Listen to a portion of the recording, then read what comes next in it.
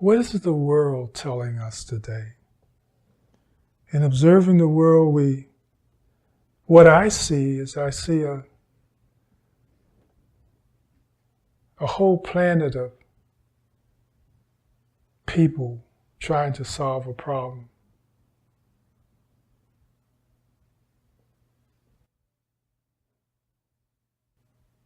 There's lots of confusion and conflict and disagreement.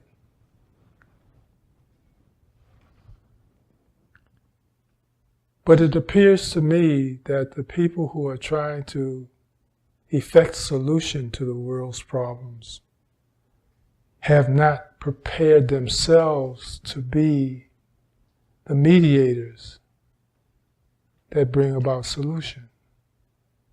The books of wisdom, the paths of wisdom and knowledge, inform us about how to prepare ourselves to be helpers, or how to prepare ourselves to be participants in life. So we have these people trying to make the world a better place. And there's no doubt in my mind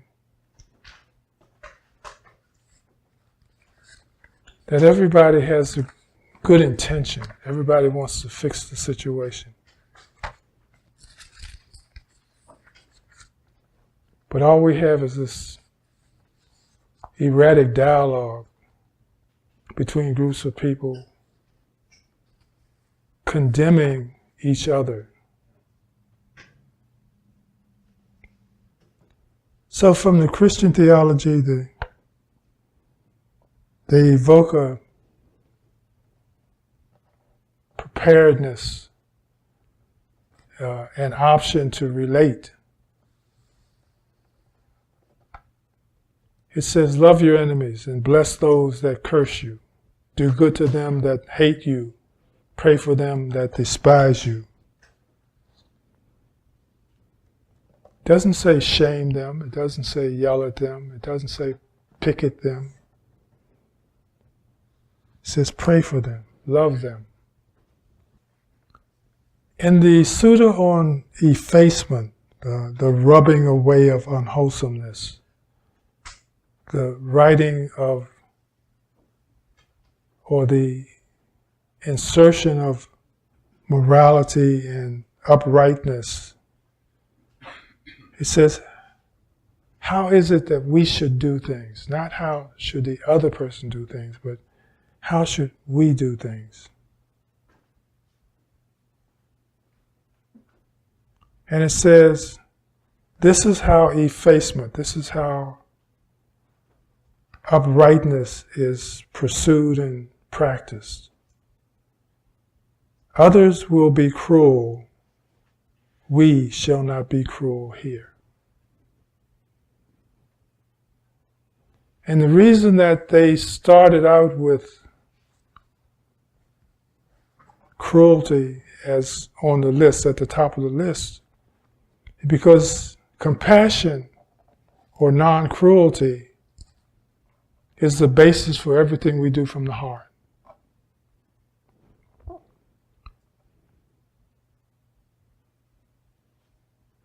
All of the groups out there in the world who are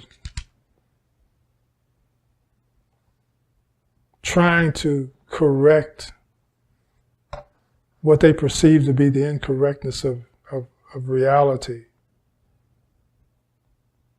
they have a good message. I mean, even Trump says, I just want the U.S. to be safe. Well, that's a good message.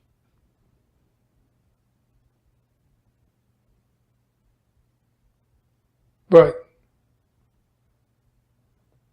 if you don't first align your mind and heart, if you don't first get in touch with your heart,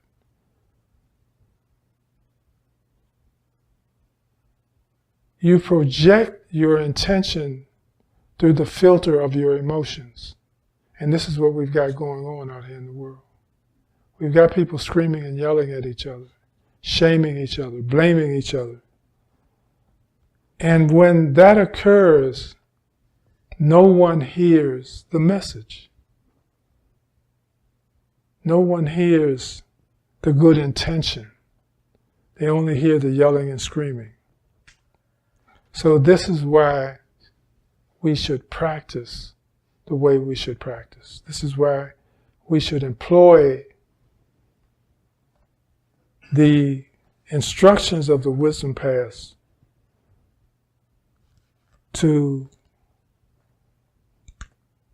embrace ethics and morality and wholesomeness, and not get into a yelling match or a screaming match with others. So we shall not be cruel. Others will kill living beings. We shall abstain from killing living beings. Others will take what is not given. We shall abstain from taking what is not given. Others will be, no, well, that's one for me. Others will speak falsehood, but we will abstain from speaking falsehood, from false speech. Others will speak maliciously, but we shall abstain from malicious speech.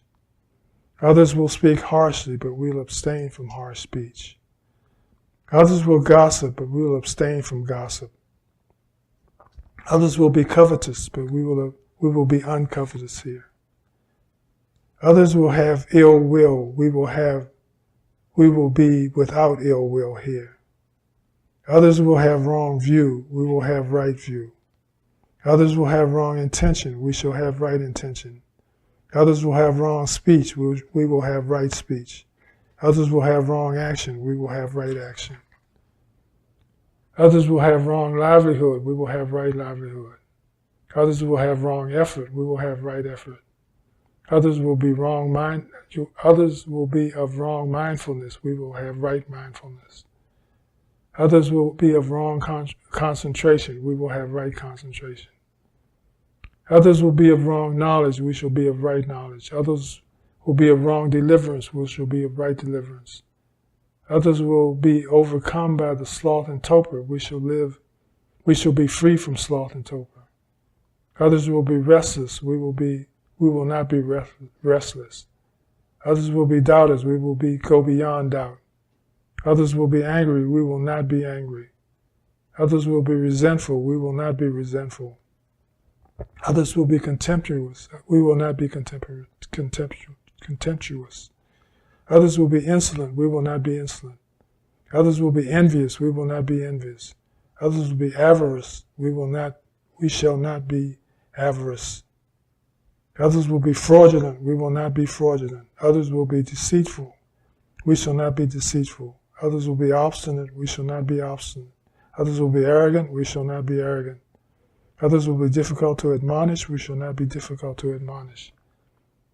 Others will have bad friends, we will have good friends. Others will be negligent, we will be diligent. Others will be faithless, we will be faithful. Others will be shameless, we will be shameful. Others will not fear wrongdoing, we shall fear wrongdoing. Others will be of little learning, we shall have great learning.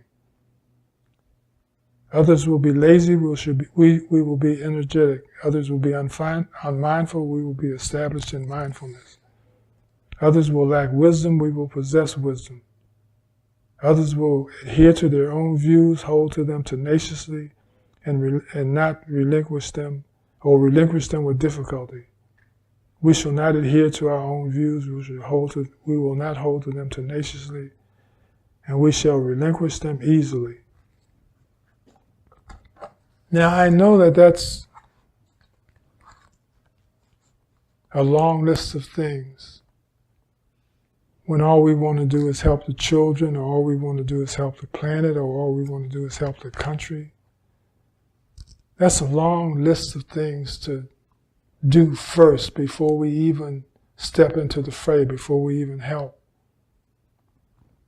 But what the world is presenting to us, what the world is telling us, what life is telling us, is that if we don't prepare in these ways, if we don't work on ourselves first and purify ourselves first, we will only contribute to and add to the confusion that already exists. No matter how good our intentions are deep inside, they won't translate to good works if we don't first filter them through wholesomeness and good intention. So, learn. Let the world instruct us and guide us in the best ways to help our brothers and sisters in the world find the same peace and happiness and tranquility that we enjoy. There's a lot of hurt and a lot of pain going on in the world. And the first thing to do is to prepare to be a good shepherd, to prepare to be a good helper, to eliminate and remove that pain from others. But we have to get our own issues out of the way before we do that.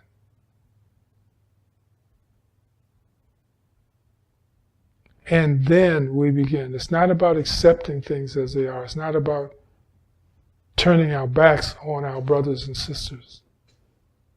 But it's about qualifying ourselves to be helpful.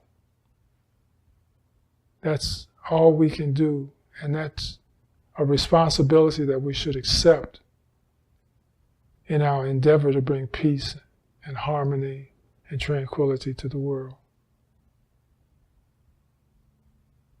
Being able to start out in a space of gratitude,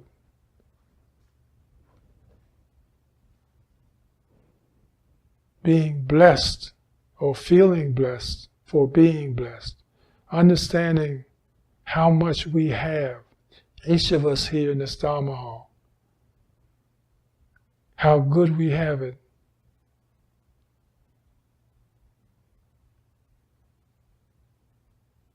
There's so much suffering and pain going on in the world.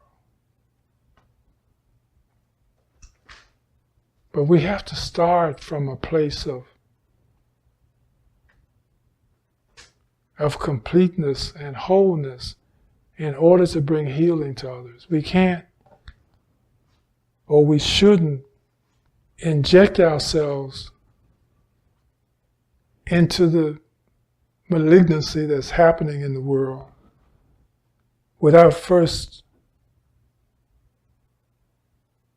making sure that we don't bring any deficiencies with us, making sure that we don't bring any illnesses with us. And the only way we can do that is through effacement, is through learning how to be compassionate and loving to all beings, that we don't encourage anyone to shame or blame anybody else in the world. Everybody's just trying to get along. It might not appear that way, but it is that way. If we get through the emotions and listen to the message. Everybody just wants us to get better. Everybody. Find the ones that your mind has targeted as undeserving of your love, and love them first. Whoever that might be, whatever group that might be, begin to hold a place in your heart open for that person or that group of people. Love your enemies, pray for those who persecute you. That's the only way we're going to solve this crisis. It's not going to be done any other way. If you can't do that, stay on the sidelines. Because we can see that even though we've got a lot of people out there wanting to make a difference, wanting to make a change, wanting to make America great again. If your heart ain't in it, if your heart ain't ready, all that's going to happen is chaos and confusion.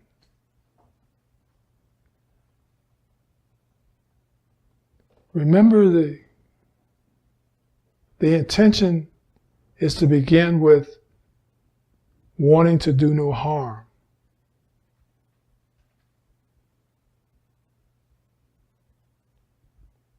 Wanting to help comes next, but wanting to do no harm comes first. That means then that if we are faced with or we are engaged in a very difficult situation that we are overwhelmed by, the first thing to do is step away. To disqualify yourself and step away and say, this is something I can't handle. Because I don't know how my love will fit into this. I don't have enough love to encourage a healing, to promote a healing, to bring about organization, to bring about understanding. I don't have enough love for that. You have got to be able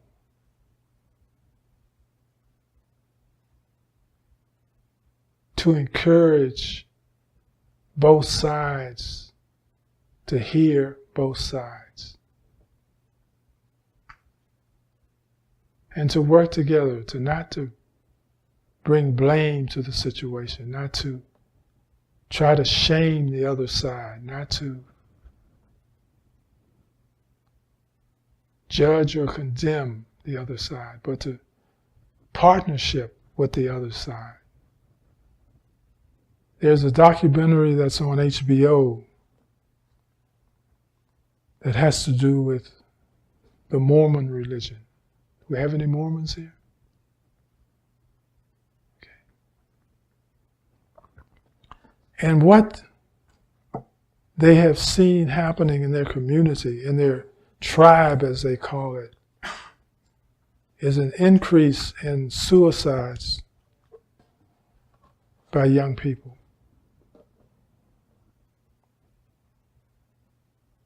Especially young people who identify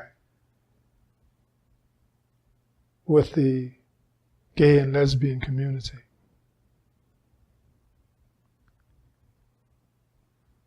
And they're feeling, up to this point, they're feeling hopeless because the church is saying that this is a sin, this is unacceptable in God's eyes. And they're feeling overwhelmed and judged. What this documentary presented was a group of young people who happen to also be Mormons, who are involved in the work of changing that image of unacceptedness, of incorrectness, of sinfulness, of ostracizing people simply because you don't agree with their preferences, you don't agree with their points of view, you don't agree with the way they choose to live their lives.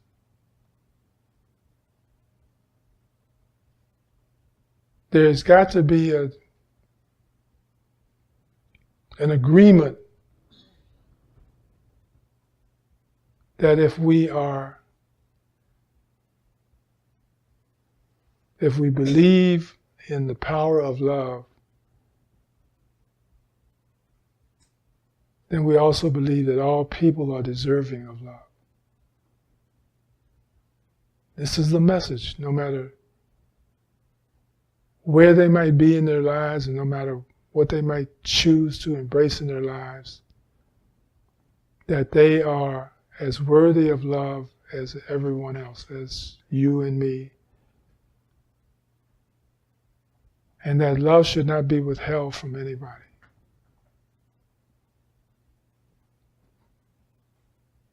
And if you can't love everybody, then stand aside and let those who can do the work of promoting healing and well-being for all beings of the earth, for all life forms, for everybody, everything, even though we don't understand why they might be doing this, why they might be choosing this. But no matter why or what they're choosing to embrace, they deserve our love and our encouragement. Because if we're not willing to give it, then today is what we're going to have. This confusion, this conflict, this confrontation.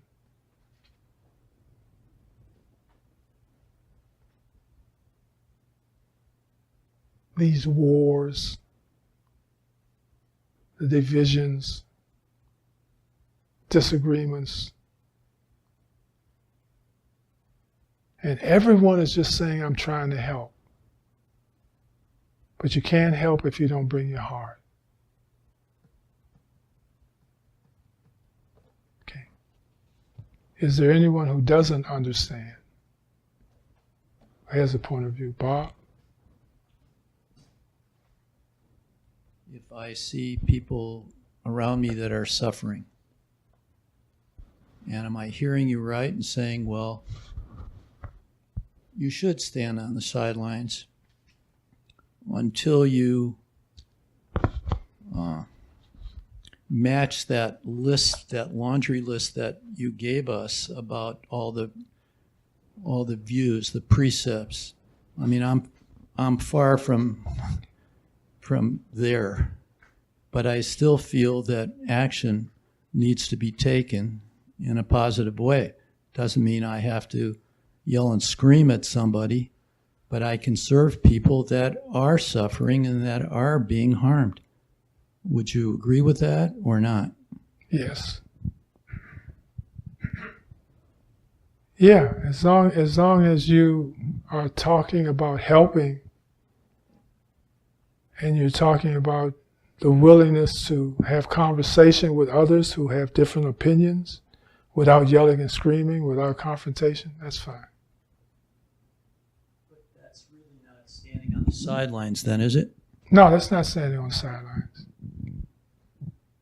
It's, what I'm saying is the desire to, or the understanding that I will be involved with people who will not necessarily agree with my point of view, but my will is to embrace them and work with them, not argue against them, but work with them in the pursuit of a common solution for all beings. That's all. But if I go on saying that I've got a direction and I've got an attitude and I'm going to run over you, or I'm going to try to some way shut you up or shame you, then I don't think that's the way to go. And that's the problem on both sides of most of the issues. I mean, you can see and you can feel the anger and the hatred and the righteousness on both sides. Right. So you're wrong about this, you're hurting these people, and so I'm going to attack you, your view, from a position of righteousness, Right. but I'm still filled with anger. I'm still filled with hatred, and so and it's so much worse now because it's magnified by the internet and Facebook and Twitter and all these ways that people can, if they're not really watching it, can get drawn in, to the very most fundamental aspects of our animal nature, and that's what gets the clicks. I mean, unfortunately, that's the most frustrating part today, I think, is if you pull up what's being talked about on the internet, it's not the Dalai Lama and Thich Nhat Hanh and you and it's not the wise. They're not the ones getting the clicks. It's those that are that are presenting these qualities or these unwholesome states that resonate for most of us because of where most of us are today.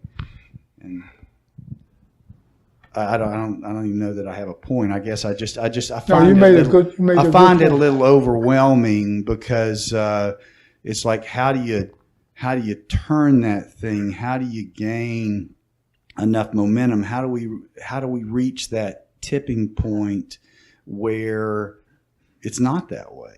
And we don't just end up we have Democrats after November being just as unthoughtful as the Republicans are right now, and we just go back and forth and back and forth. Well, I've been a mediator in this town for 12 years. I have seen countless numbers of cases that were, we'll call them disputes, that were rectified by just having the two disputants sit down and talk to each other and listen to each other respectfully. Right. So it's my feeling that the faith communities of this county, for example, could be the focal point, for bringing people together. And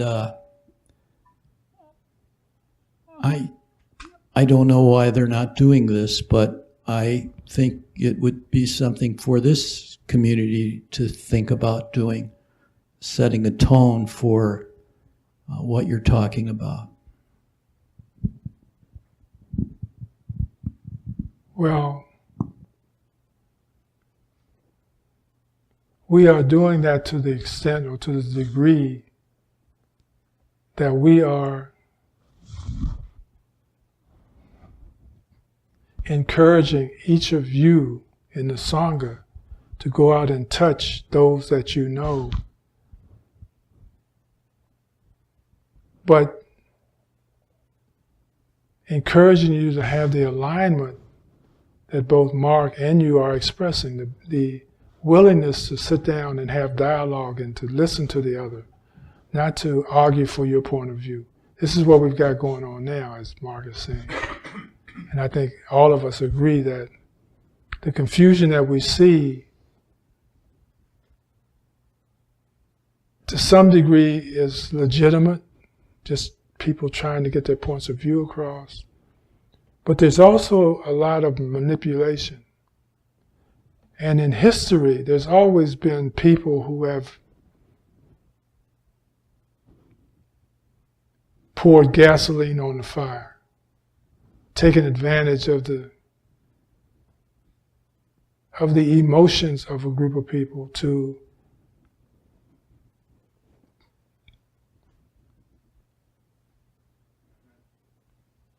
successfully manifest their own agendas, which may or may not be wholesome. When we talk about fascism,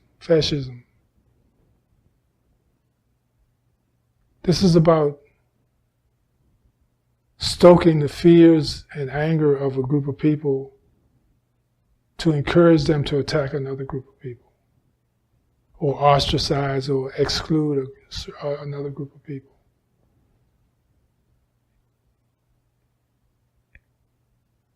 And so we have good people who are being misused by those who understand how to manipulate consciousness and how to manipulate, people. And all I'm saying is, armor yourself, prepare yourself so you won't be one of those who are being manipulated by the message, by the violent message. That you are able to withstand that kind of assault and carry out your business of healing and helping and assisting without being pulled into the debates and the arguments. That's all. Just armor yourself. Just prepare yourself. If you stay true to your heart, everything else will work out. If you let your head govern you, you're in trouble. You're in trouble. So always lead from the heart.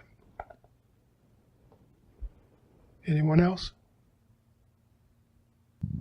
I think it's hard for us to defer to any institutions for that,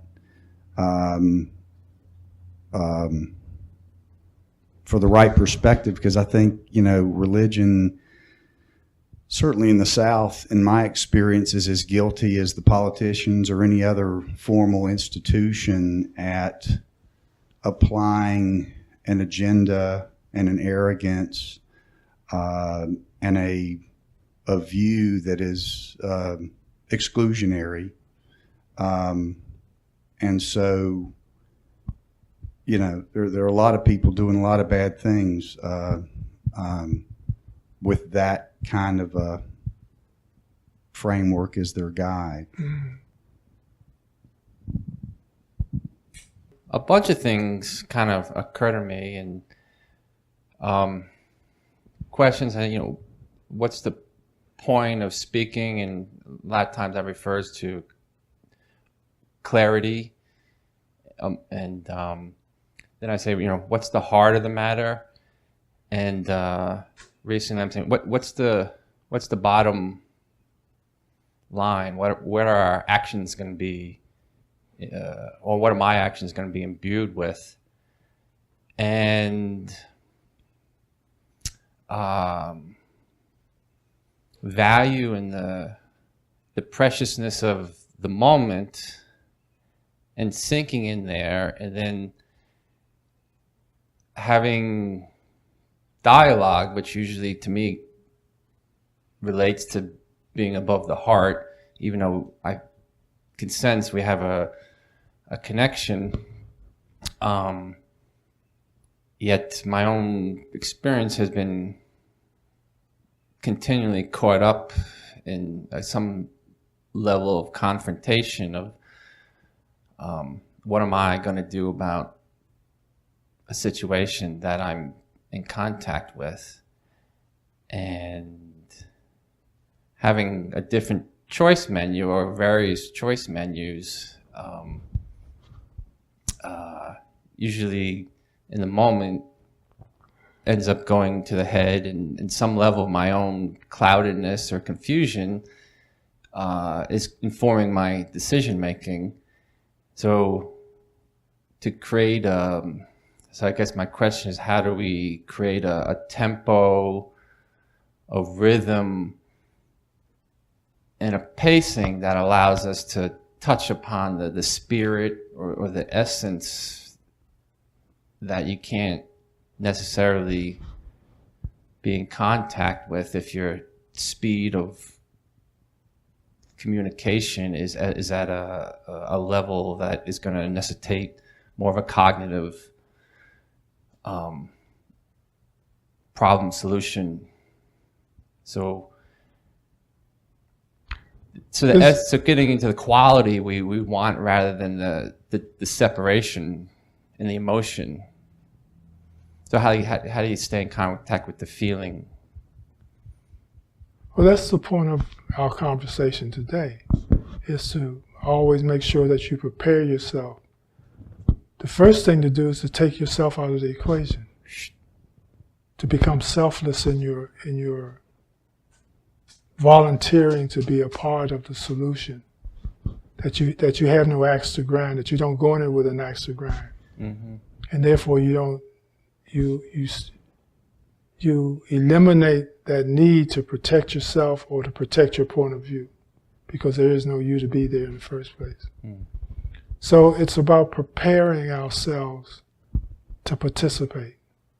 It's about just reminding ourselves that we can't just jump into the fray and expect our intention in and of itself, our wanting to make it better, that we have to be prepared. We have to prepare ourselves. And that's all we're talking about today. Prepare yourself to be involved. The wisdom will come. Okay. The wisdom is not our wisdom. Mm-hmm. The wisdom is universal wisdom. And the only way that we can enter into that is to be willing to let go of our own self-identity. Occasionally, the last 3 to 6 months is pretty pleasant when I go into a situation that might look like suffering, and spontaneously some of the qualities just arise that are quite different than how I would have felt previously. So there's some progress. You're having that realization. Great. So we've been working with 2 different techniques of mind training. One being voidness, the other being the application of moving consciousness or awareness to a point or an object that you want to attach to, as opposed to one that's influencing you in the wrong way. So, whichever of those 2 are working for you and bringing you peace and stability, that's what you should use. So is there anyone who doesn't have a method that is working for them? All right.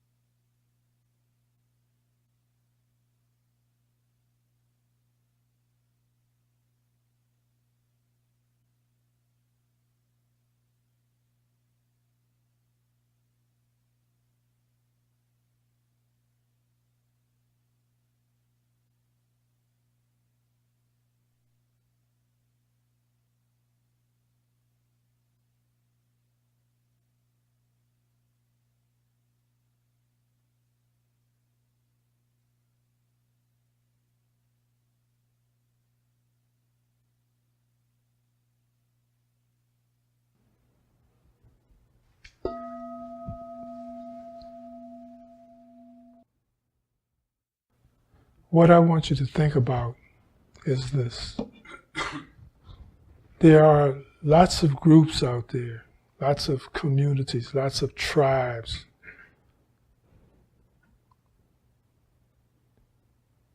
who are expressing that God is giving them permission to hate.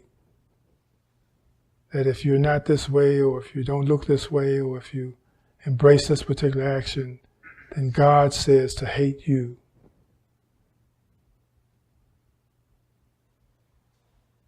And we've just got to be very careful about who we're listening to, who we're taking orders or direction from.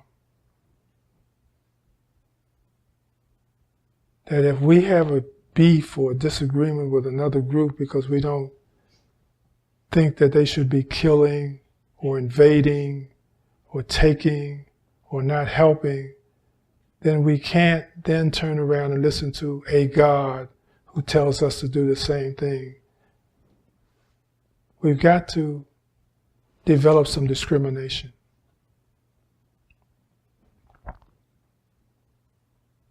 To decide for ourselves individually what we think is best. Now, of course, we've already had instruction that encourages us or gives us a method by which to evaluate whether we're going in the right direction or not. And it always says this: think about what you don't want people to do to you.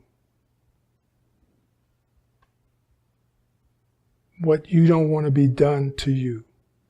How you don't want to be thought about. And if that resonates in your heart, then make sure that you present that same relationship with everyone else. The golden rule: do unto others as you'd have them do unto you. Take your God out of the equation and just practice what you preach and practice what you believe. That will carry you far if you treat others the way you want to be treated. May all beings be liberated from suffering. May we be well. May we be happy. May we be peaceful.